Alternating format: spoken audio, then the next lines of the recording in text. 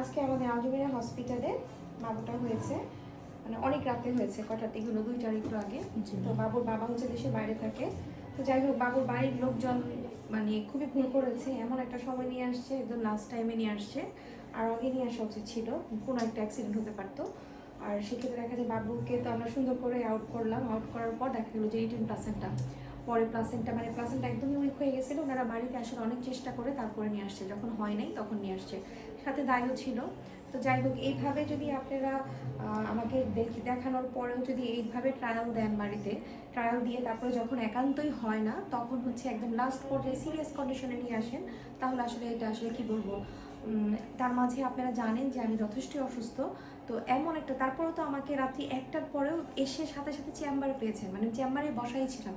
তার আগেও 2টা ইমার্জেন্সি পেশেন্ট ছিল। তো সারা রাতে দেখা যায় যে এখানে ইমার্জেন্সি পেশেন্ট আসতেই থাকে। তো আলটিমেটলি এইসব কারণেই তো দেখা যায় যে অসুস্থ হয়ে যায়। তো আপনাদের কথা যদি আমি চিন্তা করি, আপনারা যদি আমার কথা চিন্তা না করেন, তাহলে তো হবে না।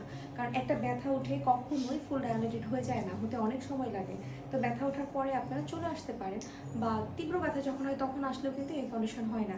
কারণ এখানে অনেক দূর দূরান্ত থেকে পেশেন্ট আসে, গাজীপুর থেকে আসে, কালকে রাতেও গাজীপুর থেকে পেশেন্ট এসেছে। এই পেশেন্টের বাড়ি হচ্ছে মির্জাপুর থেকে একটু দূরে। তো যাই হোক, ওনারা বৃষ্টির জন্য গাড়ি পাচ্ছিল না, এগুলো বললো। তো এগুলো আসলে কোনো রিজন হতে পারে না। একটা প্রথম বাচ্চা কখনোই ব্যথা ওঠার সাথে সাথে এই সিচুয়েশন আসে না। তো বাচ্চা আউট করার পর একদমই দেখলাম না, খুবই দুর্বল। জাস্ট শুধু মানে আলহামদুলিল্লাহ যে ওকে ওকে, কালকে রাতে আমি মানে ক্যানোলা পড়াছিলাম না, আমি বাটারফ্লাই দিয়ে ইঞ্জেকশন দিয়েছিলাম। তো হাতে যদি ক্যানোলা পড়া থাকতো, আমি কিন্তু ডান হাতটার সাথে সাথে ঢুকাতে পারতাম না, কারণ আমার পুরোটা হাত এই পর্যন্ত ঢুকাতে হয়েছে। কারণ যেহেতু রিটার্ন প্লাসেন্টা ছিল, পুরোটা প্লাসেন্টা বের করে আনতে হয়েছে। আল্লাহর অশেষ রহমত, আসলে আল্লাহ যেটা করে ভালোর জন্যই করে। তো যাই হোক, পেশেন্টটা যদি বাড়িতে থাকতো তাহলে কিন্তু এই পেশেন্টটাকে বাঁচাতে পারতো না, যদি প্লাসেন্টা বের করতে না পারতো। কারণ দায়রা এগুলো প্লাসেন্টা বের করতে পারে না, এই যে প্লাসেন্টা। আর তখনই রক্তক্ষরণ হয়ে বাচ্চার মা মারা যায়। তো যাই হোক, যারা দেশের বাইরে থাকেন, ওকে ওকে ওকে ওকে ওকে, যারা দেশের বাইরে থাকেন তারা আসলে মানে ওয়াইফের প্রতি আমার মনে হয় যত্নশীল হওয়া উচিত। আপনারা একটু খোঁজ খবর রাখবেন যে বাংলাদেশে যারা, যেসব মহিলারা আছে আপনার ওয়াইফের কাছে যারা আছে, তারা সচেতন কিনা, ঠিক আছে? কারণ আপনারা তো সব কিছু ভালো মনে করে করতেছেন, কিন্তু যার কাছে রেখেছেন বা আপনার মা, মেয়ের মা, এরা আসলে কি বলবো, এরা অতিরিক্তই বুঝে বেশি। এই জন্যই কিন্তু সি সেকশন বাংলাদেশে বেশি হয়। তো যারা, আমার অনুরোধ, যারা দেশের বাইরে থাকেন তারা দয়া করে আপনাদের ওয়াইফের প্রতি আপনারা যত্নশীল হবেন, এবং আপনাদের ওয়াইফের খোঁজ খবরটা ঠিক মতো রাখবেন, এবং আপনাদের মা বা আপনার মানে শাশুড়ি কি ডিসিশন নিচ্ছে এগুলো আপনারা সবসময় আপডেট রাখবেন। আমার মনে হয় যে আপনি জানেন না, কালকে যখন আমি ওনাদেরকে বাবু হওয়ার পরে বললাম যে আমি বাচ্চার বাবার সাথে কথা বলতে চাই, তখন কিন্তু ওনারা একদম চুপচাপ। কারণ তার মানে আমার মনে হলো যে বাচ্চার বাবা কিছু জানে না। ঠিক আছে, এগুলো হচ্ছে ওই মহিলাদের ডিসিশন। মহিলাদের অ্যাটিটিউড আসলেই ভালো থাকে না, খুব একটা ভালো থাকে না।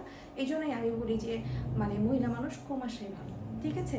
আর সব সময় যখনই ব্যথা উঠবে, মহিলা মানুষ একের অধিক কখনোই আসবেন না, আমি বারবার বলে দিই। তারপরেও আপনারা দেখা যায় একের অধিক মহিলা মানুষ আসেন, দয়া করে আপনারা একজনের বেশি মহিলা মানুষ আসবেন না।